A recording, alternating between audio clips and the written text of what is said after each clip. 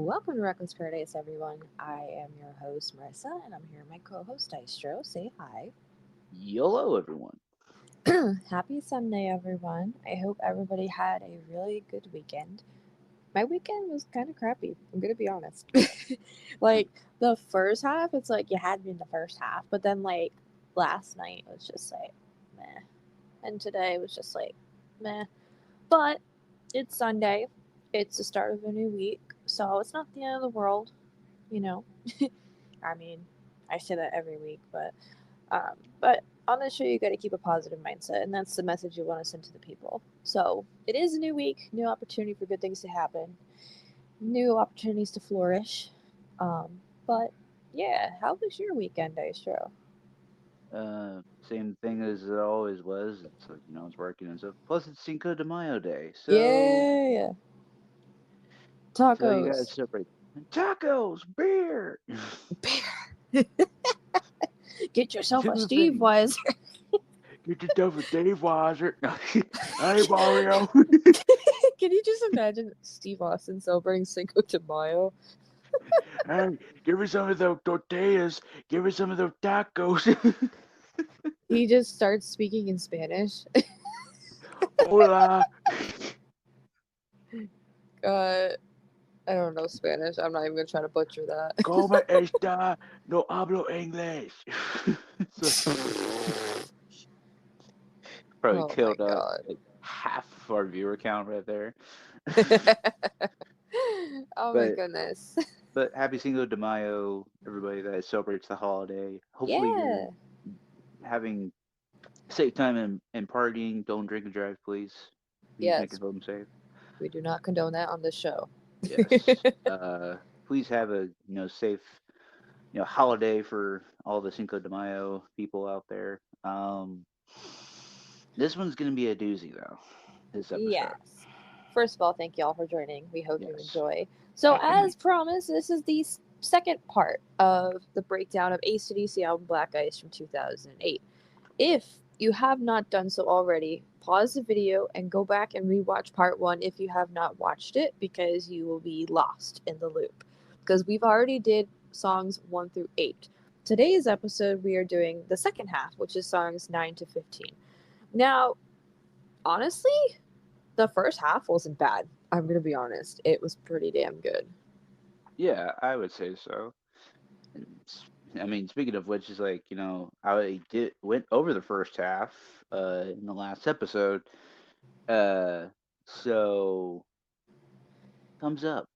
Yes, I will be taking over and going over the second half with everybody. And when I say that, I mean the meanings, of course. Me and him will still be doing our ratings and stuff like that. hmm So, um, let's jump into it, I guess. So, starting at track number 9 with Decibel, I really like this one.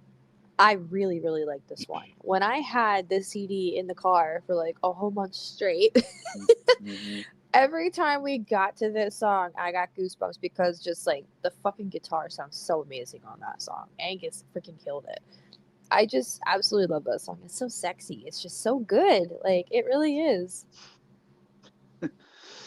I mean, I mean, you're not wrong. I mean, I think at that point where it was like like when you were talking about like Malcolm wasn't really like all there. He was still having like the dementia and all that stuff. So Yeah.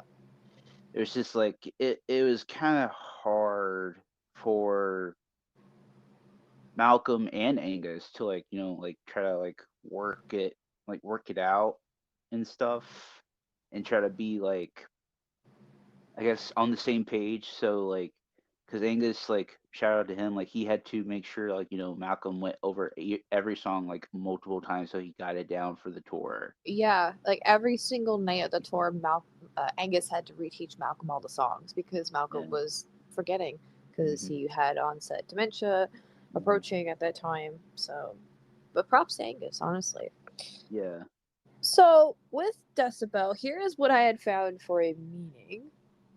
This song is hmm about the effects of being out all night, including in the music, encouraging the listener to let loose and enjoy themselves, even if that means losing track of time.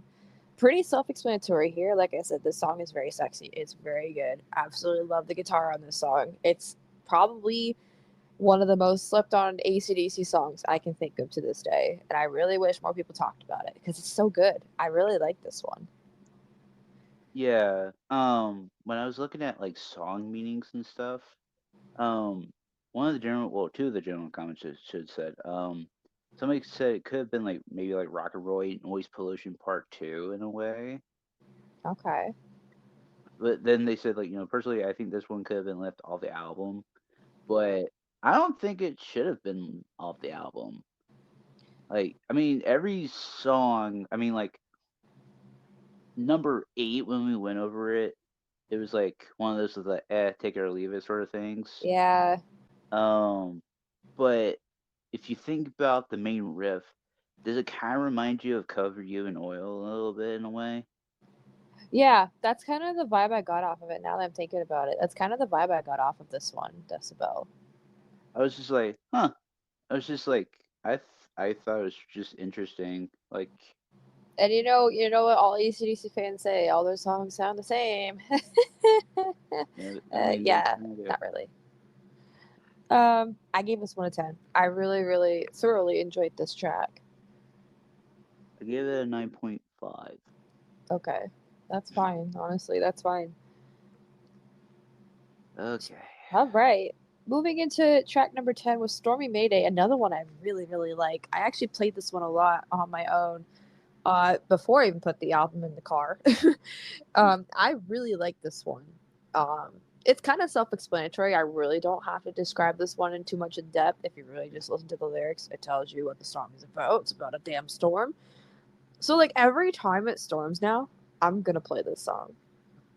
Stormy Mayday! Rain day, stormy Mayday. Mayday! Like I like that ending part where Brian kind of like goes down low with his vocal range, like Mayday, stormy rain day. Like I like that. I think they ended the song on a good note like that. Like it's rare when you hear Brian go down low on vocals. Usually he's like in your face, like hokey pokey, like what you fucking saying. Like, cause you always Pookie make that Pookie! reference. Like when you think of Brian Johnson, do you think of like in your face, like loud? Yeah. You never really think about when he goes down low. Like this is like that's one example with this song. I'm trying to think of another one. Hail Caesar from Ballbreaker. Yeah. I After the would also. solo, he goes down low. I'm trying to think of one too. What would it be? Like, I can't Steve remember. Upperly. Yeah, I mean that. Yeah, that one's a good one. That's a good example. It's Um, rare when you hear Brian go down low like that because, like I said, he's always been known for his like really hype vocals. Even with Jordy, back when he was still in Jordy before ACDC, like man, he sounded really good. I'm mhm. Yeah, I would say so. Yeah, gonna give it a 9.5 out of 10. I'm gonna be generous here. I gave it a 9. Hey, 9. that's good. That's good, honestly. It means you like the song. Yeah. On to track number 11. She likes rock and roll. Is it weird I don't remember this one very well? I mean, to be honest with you, it's like I think a lot of people probably didn't really know about this one. Like, they probably knew about like more like Money Made and Rock and Roll Train and Big Jack and all that stuff.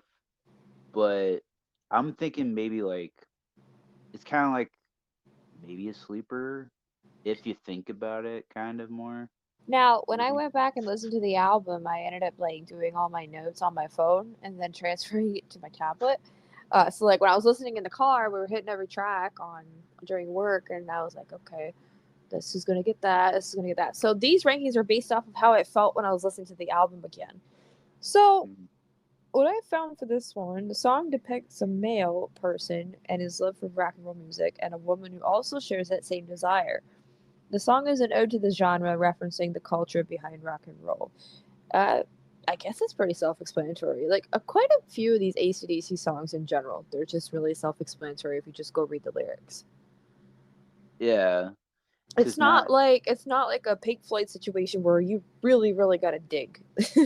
Yeah. You gotta dig so much that you're gonna hit the center of the earth. Don't have to overanalyze a lot of things. Then again, that's psychedelic rock for you. It's like deep. Yeah, that's true. I gave this one an 8.5, I guess, when I was listening to it. I guess maybe I liked it a little bit. I just need to hear it more. Um, I think I'd give it an 8. Okay, that's all right. I mean, we're kind of on the same wavelength here for a good chunk of these songs. Now, money made though. Oh man, track number 12, Money Made. I know that was like our fan favorite Money when we did made. this album together during the pilgrimage. Work, work, Mark, money money made. made. It's like, oh god, it just reminds me of freaking Crime Time's like money, money, yeah, Yeah, yeah, yeah. money, money, yeah, yeah. Oh my lord. Oh man, like this. Okay, if I ever had a wrestling theme, Here it this would is. be this would be it. That's so funny because like mine's like Heat Seeker from Blow Up Your Videos. It's like meant to be Ugh. the money monster. Money, money. It's a knockoff of Cookie Monster. The money monster. Money. Please But draw that. Please draw that. oh no. just Okay. just turns Cookie Monster green. Smoking a joint. Just hooks up with Oscar the Grouch. Like, hey, what do you want? Get fucking Big Bird on this shit. Fucking Christ. I Okay. mean, before we get off track here, Moving on. So the meaning for this I actually found from Angus. Angus states that this song was influenced by the money obsession that the United States has. I mean, couldn't be any clearer than that. I yeah, mean, look at the US. We're like fucking poor but rich at the same time. it's. I mean, Angus is not wrong. No, he's not wrong at all. He's not wrong. He is a very, very smart cookie. He's very, very smart. Um, it's like I think I saw a comment on the song memes thing. It was like they said I think it was inspired by Charlie Sheen because he likes spending money on prostitutes all the time. Like no, that's not it. That Like ain't that ain't it it. at all. like come on now. I gave it a 10 out of 10. I did as well. It's so freaking good, and it's one of the singles. Surprisingly, I never expected this song to be one of the singles. That's actually pretty cool. I mean, yeah. I like the opening riff. It's like I love Yeah. that. It's different. It's like money talks and then money made. It's like heel and the Brother and face song. sister. It's the heel and the face song. About let's see, trying to think. Razor's Edge came out in 90. This came out in 08. About an 18-year difference, right? Yeah. Yeah. Damn. It's crazy. All right, track number 13. This one is a little bit of a doozy. Rock and Roll Dream. I must have not cared for it as much when I did the ranking. I also did not find a meaning for this one. So I think I had found it. I think. Because when you sent me this one, the person had the lyrics and the meaning to Rock and Roll Train, even though the song said it was Rock and Roll Dream.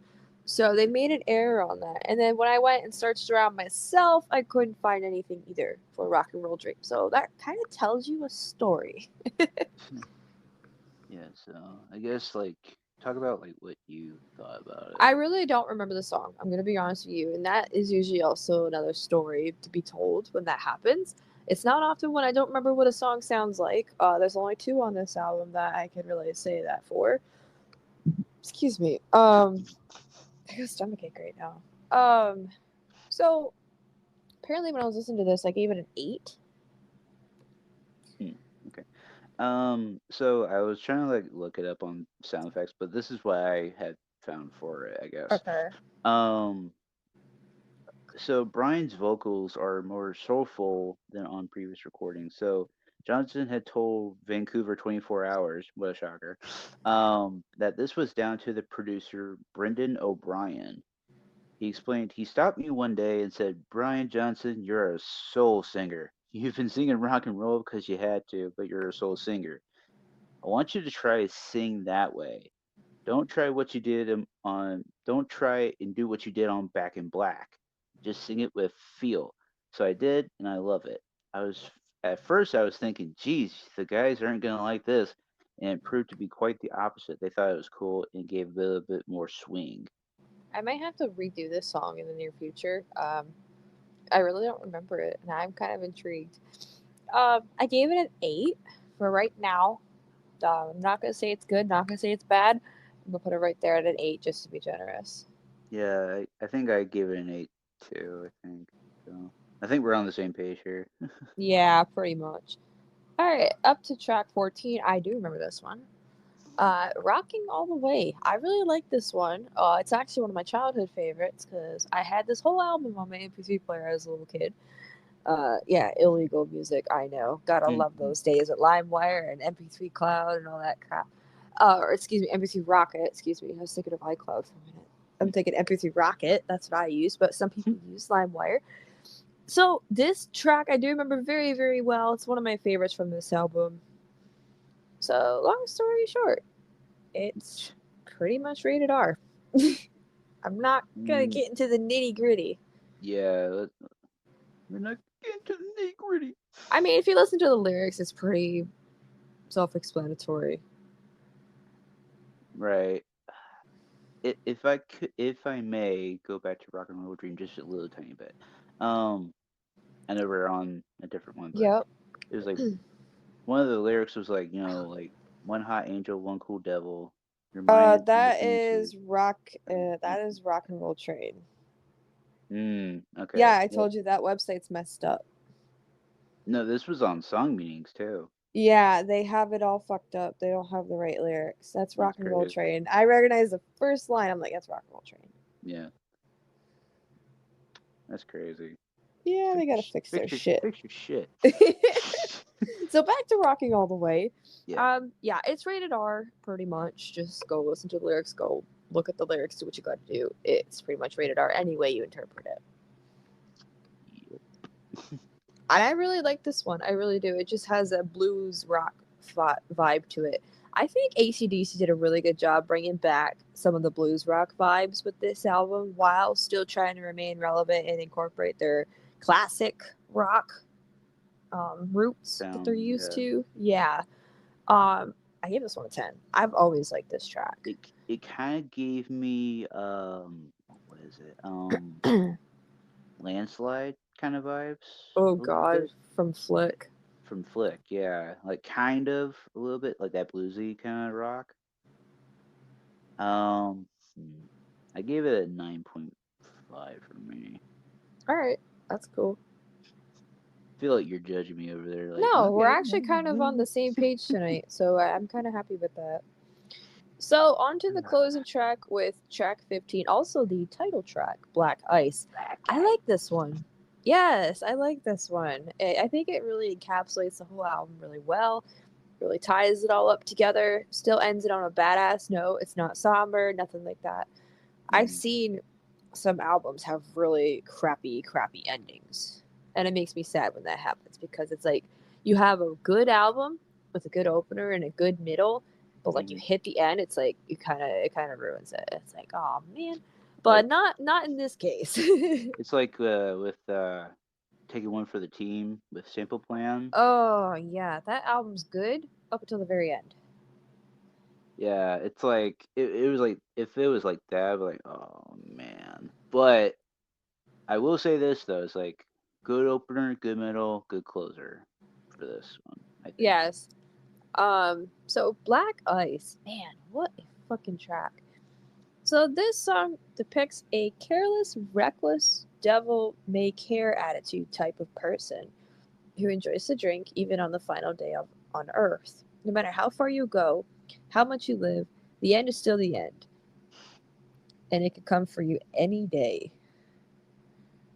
So it's like it's like I know I don't really want to quote Billy Talent here, but it's kind of like the song like "Devil on My Shoulder" Uh-huh. kind of logic.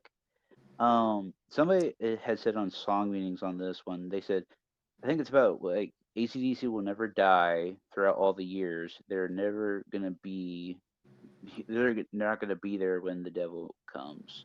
But then somebody said it could be like their retirement song at that point because they didn't God. come out with like new music till like sometime like 4 years ago. They so came out with music in 2014 and then they came out with Power Up in 2020. so it's like it was like their retirement song at that point, and then Yeah. Damn. 2014 hits, and then that was like their retirement song. I put that in air quotes, and then 2020 happens, and then you have you know Through the Mist of Time. That so really hits. so it's like it's like I guess it's a mixture of the two comments that I just read. Yeah, I kind of agree with that, to be honest. That's like a really good fan interpretation. I like when we bring in some of the fan interpretations because it makes you wonder, are they right? Like, do we agree with that? Would we interpret that song like that? Because like I mean, some people can be like dead ass wrong, but some people that are like very very spot on, and it actually kind of like helps us as like you know like consumers and influencers in music trying to be like okay, like is this person right, is this person wrong, like is it in between. So like it kind of helps like to have like other people's interpretations on the song to be like okay, like is this like what we're thinking as well sort of thing. Right. um I I'd think it's give a it good a way to end the album. oh yeah, like obviously, yeah. I could also say maybe this is kind of where like Brian gets kind of low in vocals a little bit, but it's not like Black super Ice. low. Black ice, like with like stiff upper lip, like with that. So I- man, I gave it a 10 out of 10. I liked it. Yeah, I'm gonna go for a 10 on this one too. It's really good. It really is. It's not often you see a title track at the end of the album. It's usually Usually like beginning or beginning, middle. yeah. It's usually beginning or the I'm middle. trying to think of an example. Like another good example that the title track is at the end is actually Ball Breaker, one of our last ACDC albums we just did. Ball Breaker is at the very end of Ball Breaker, so that's kind of cool. I kind of like when they do that in a way. Ties your album up together just a little bit better than it would if you were to do a different track. But not all albums work that way. So Yeah. Kind of gives you a nice little like teaser of what to come, sort of thing. yeah, yeah, pretty much. All right, so now we need to rate the second half of this album on a scale from 0 to 100. I already did my math. I had did my math, but then I was trying to make sure like I did it correctly. So So I'm going to go ahead and do mine real quick. I gave yeah, the second half a 93.5. I don't know how that happened. I really thought it was going to be almost exactly the same as part one, but unfortunately, we had a couple doozies here that I obviously did not remember anything about that I really needed to go back and listen to, and that's on my fault, obviously.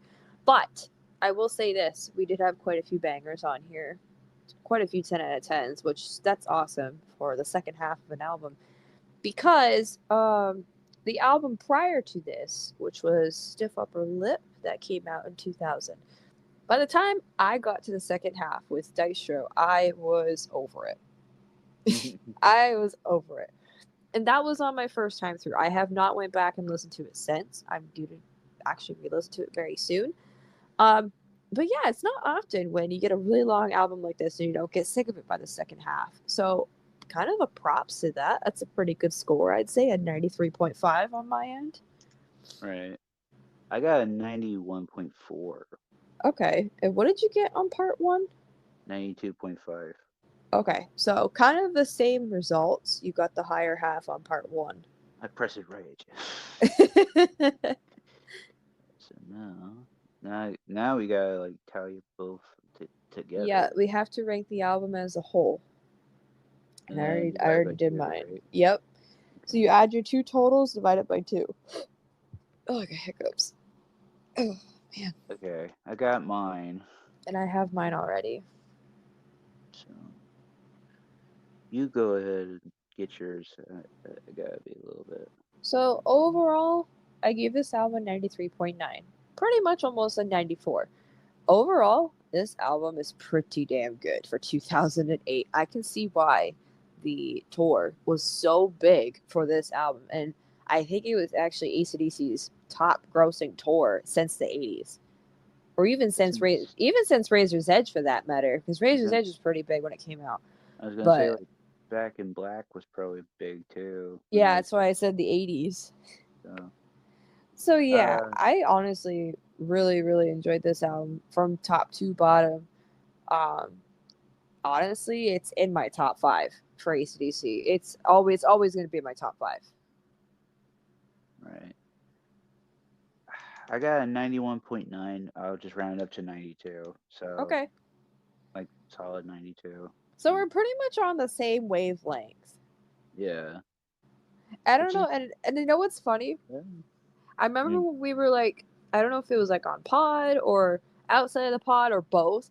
Every time I think of you, the first album that comes to mind is this one because I knew you really liked it when we listened to it. You were really hmm excited to get into it. yeah.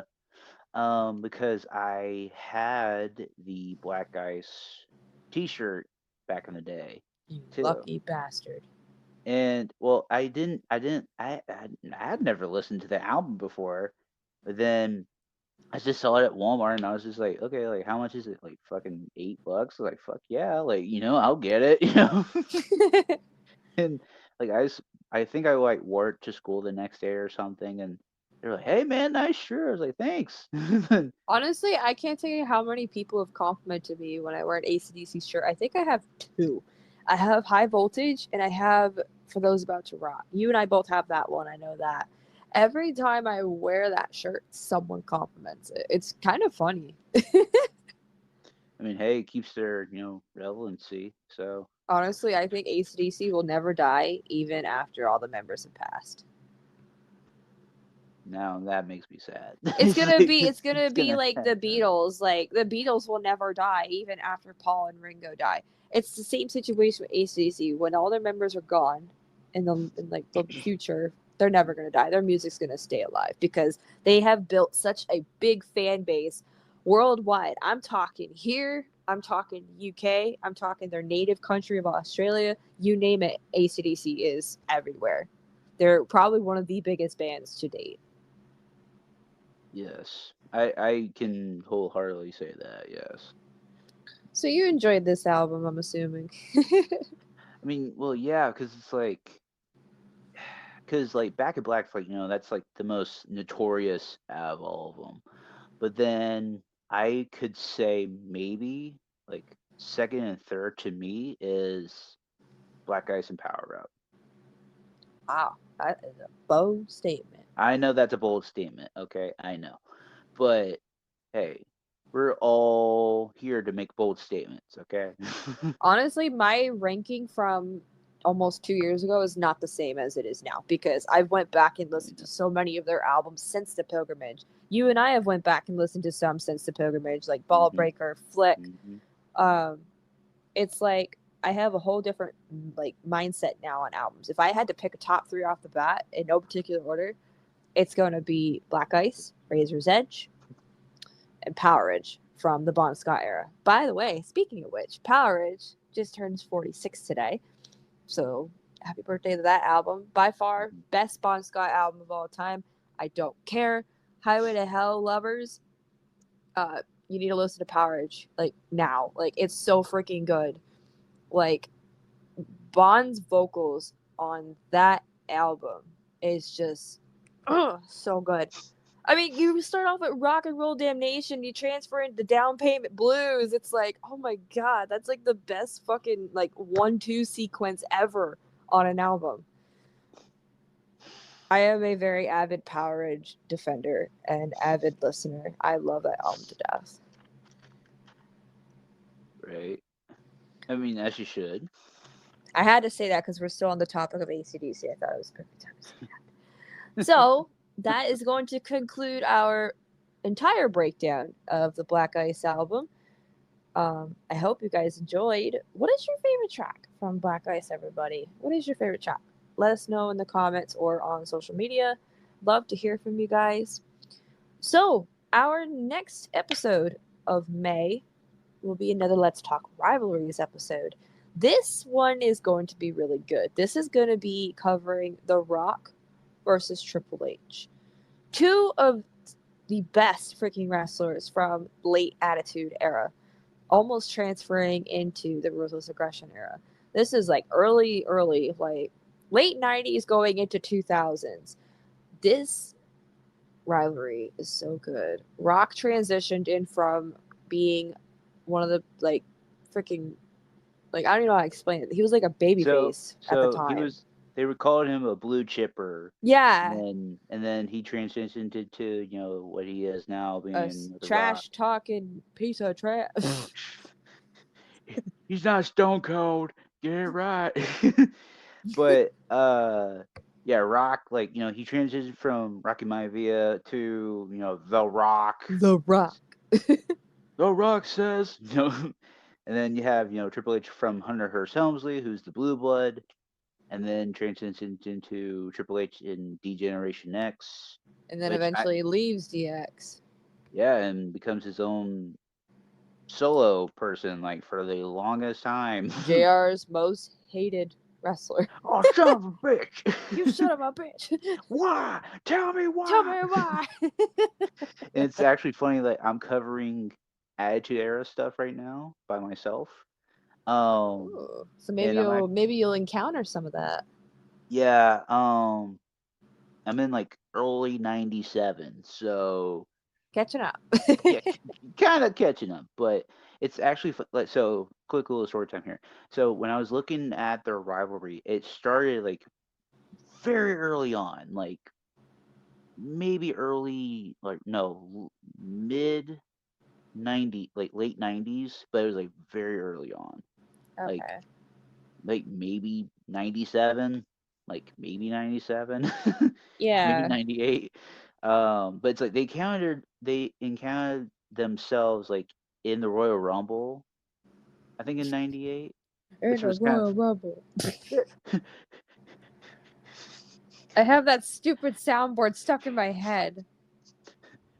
Michael. Three. Three. Anyways, I'm gonna save the rest for Thursday. Don't want to spoil everything, of course. Yeah. So let's talk rivalries. The Rock versus Triple H. That'll be this Thursday. You guys will not want to miss that. It's actually going to be our last rivalries episode that we do together as a duo. So you definitely will not want to miss that because from here on out, starting June, we're going solo dolo. I will be talking more about that in the coming weeks as we start to get everything all situated. Um, so yeah. So I also have tonight's song of the night, and I have a quick little story to tell as well. I went garage sale shopping over the weekend, out in a town that's about 20 minutes north of me. No cell service out there at all, so that kind of sucked. But I went garage sale shopping and I came across a CD that I'm very happy I found because I don't have any of his CDs and I really, really like his music. I'm talking about Lionel Richie. Now, I love Lionel Richie. I remember hearing his stuff all the time on the radio when I was a kid. I remember watching MTV as a kid, and I still see him on MTV once in a while. And even when you and I did MTV Night on YouTube not too long ago, we had a song come up. I think it was over the winter. We had a song come up, and it's actually the title of the album I bought. The album I bought is "Dancing on the Ceiling." Let me tell you, I love that. I love that music video. I love that song. And Lionel looked so good back in the day. And honestly, he's in his mid 70s. He really doesn't age. He doesn't look like he's in his mid 70s. Like, can you agree with me on that? I mean, yeah. I mean, he's a vampire or something. He looks so good, like for his age. Like he's a judge on American Idol, and he's probably by far my favorite judge on that show. He's so like down to earth, so honest, like just he's amazing. He's an amazing human being, and I love his music. So I'm gonna go with "Dancing on the Ceiling" by Lionel Richie. That is tonight's song of the night. There is a music video for that, and it's a classic. It's so freaking good. So if you guys want to take a listen to that song, I will go ahead and put a link at the top right hand corner at the very end of this episode. It'll pop up. Go on ahead, click on that link, watch the video. It's great. It'll take you back to the 80s. I mean, come on, can't go wrong. The 80s was like the dream period to live in. Like the music was good, the fashion, there was like little technology. They didn't have those touchscreen phones that us kids have nowadays. They had black and white TV. Cable was just coming out. MTV was a big thing. Like the hair, everything. Like dates were old fashioned. Like, come on. How could you not want to go back to the 80s? Seriously. Dystro, have you fixed that teleportation device yet? I'm working on it. 2 years later. Anyways, I've kept y'all here long enough. If you guys have stuck around to the very end, we greatly appreciate your support. Be sure to go on ahead and follow us on social media by clicking on that link in the description below. We have Instagram, TikTok, Reddit, and Twitter. Go on ahead and follow us there to keep up to date with the show. And of course, Dystro's YouTube channel is also there where he posts gaming content and memes weekly. And I'm in there too sometimes because we do play a lot of video games together. Um, the goal is 1,400 subscribers by beginning of June, June 1st, before you come up to New York. So, what are you at this moment? I went down 3, but hopefully I'll try to gain them back within 3. 3. See, Stone Cold saying 3 caused you to go down 3. Hey, that happened after that, okay? Shit. But hopefully, maybe within the next few days, I'll gain them back and stuff. It's been like rocky road, like within the last few days. It So, doesn't matter if it's been a rocky road. all right, the croc. The cross. That's a big pivotal point in that feud, by the way, too. Fucking Christ. But yeah, I'm hoping to gain 1,400 by June. But if it doesn't happen, it doesn't happen. I'm just gonna keep going anyway. So You've definitely come a long ways on that channel, and I'm so proud. Like, that's crazy. Fucking 1,300. And how long have you had that channel? I think 2 years. Or, That's yeah, I think so. Yeah. that's not bad at all. So do me a favor, go on ahead and subscribe to today's show. Go share his stuff around. Go watch it. It's funny shit, honestly. It's really funny. Once again, take a listen to tonight's song of the night, "Dancing on the Ceiling" by Lionel Richie, and that's it. Thank you guys for listening, and we'll catch you guys this Thursday. Peace. Peace.